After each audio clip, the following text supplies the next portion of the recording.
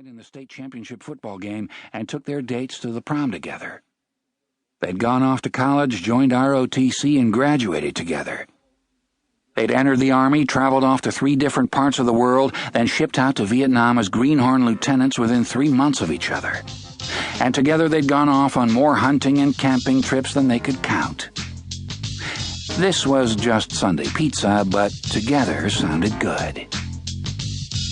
"I'll drive." Doc was halfway out the door when he turned. "You made the call, Betsy?" "Sure did. One giant hula-lula and a deep dish heart attack on a crust. And guys, don't slam back." The loud crash toppled a photograph from the mantel. "Door," Sue added weakly. Nobody noticed the coin fall on its side. Jake glanced up at the swirling gray of the Oregon sky. It looked as if it had been rubbed hard with a dirty eraser. No rain yet, but the sky felt heavy. A storm's coming, Jake felt certain.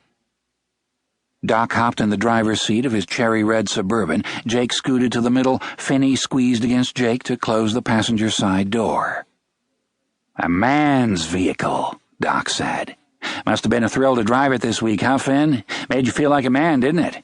Not one of those wimpy cars driven by guys with low testosterone." "Yeah, I had to pull in for gas every other stoplight," Finney said. "My wimpy car could make it to Tokyo on the gas this monster burns going to Gino's." "Yeah, well, it's still wimpy. You are what you drive." "Jake," Finney said, "you're awfully quiet. Something wrong?" "Wasn't that thing with the quarter sort of eerie?" "You still thinking about that?" Doc said. "What's the big deal?" "I don't know. It's almost like it means something."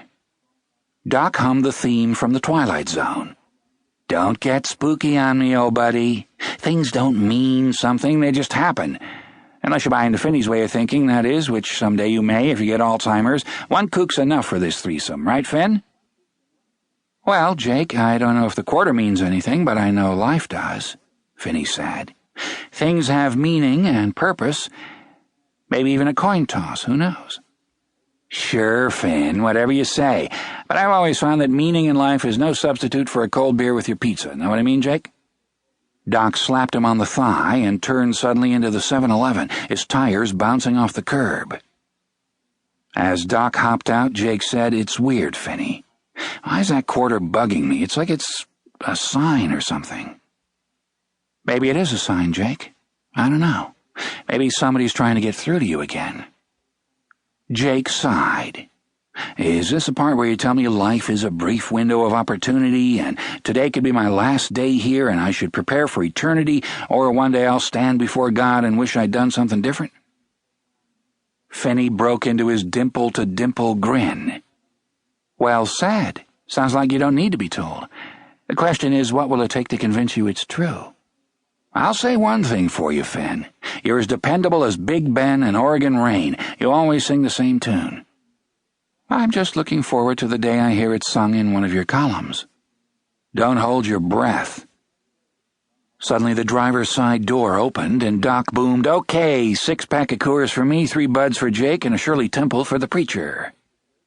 He handed Finney a Diet 7-Up and held up a Coors. "This may send me to hell, but it sure washes down the pizza." "Come on, Doc," Finney said. "You know I've never cared about that. Where you spend eternity isn't about what you drink, it's about who you know." Yeah, Doc said. "Well, I do know the young lady behind the counter at Gino's, and I'd love to get to know her in the biblical sense, if you get my drift." The remaining 3 minutes of the drive seemed destined for wordless discomfort. Jake's mind traveled back to an incident a year earlier when the 3 were on an overnight duck hunt. Doc flirted with a woman at a truck stop. Just when she was writing down her phone number for him, Finney said, "You're wearing a wedding ring, Doc." In a flash, the woman and her phone number disappeared. Doc turned on Finney with every foul word he knew. Finney was almost as angry at Doc. Later, around the campfire, Finney apologized for getting angry, but he made it clear he wasn't sorry for reminding Doc of his obligation to remain faithful to his wife. A cloud hung over the rest of the hunting trip. The Suburban pulled into Gino's, and Doc bounded out like